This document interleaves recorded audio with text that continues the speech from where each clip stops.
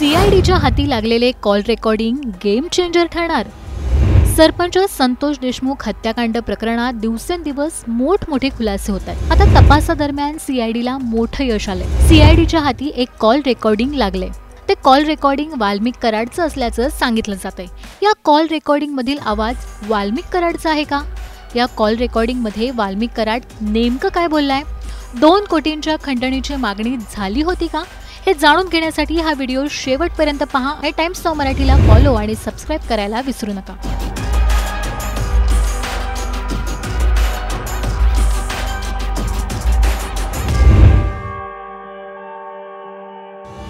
सरपंच संतोष देशमुखच्या हत्येनंतर बीड जिल्ह्यातील गुन्हेगारीचं साम्राज्य उघडकीस आलंय।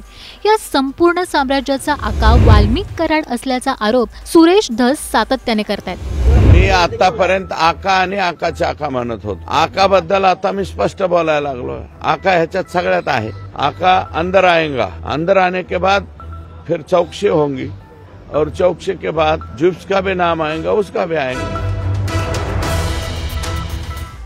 यातच वाल्मिक कराडवर अवादा कंपनीकडे 2 कोटीची खंडणी मागितल्याचा गुन्हा देखील नोंदवला आहे।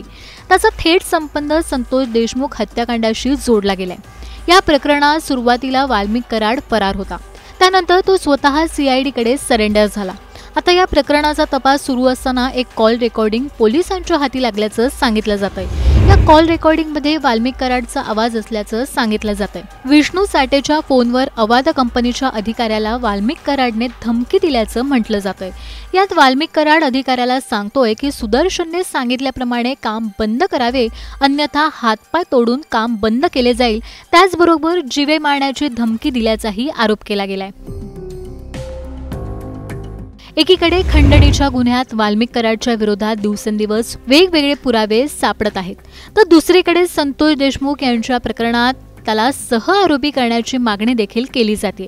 यामुळेच वाल्मिक कराडच्या अडचणीत तर वाढ होते, पण धनंजय मुंडेंची डोकेदुखी सुद्धा यामुळे दिवसेंदिवस वाढते। कारण वाल्मिक कराड हा आपला निकटवर्ती आहे असं खुद्द धनंजय मुंडे यांनी या अगोदर मान्य केले। त्यामुळे त्यांच्या राजीनाम्याची मागणी देखील केली जाते।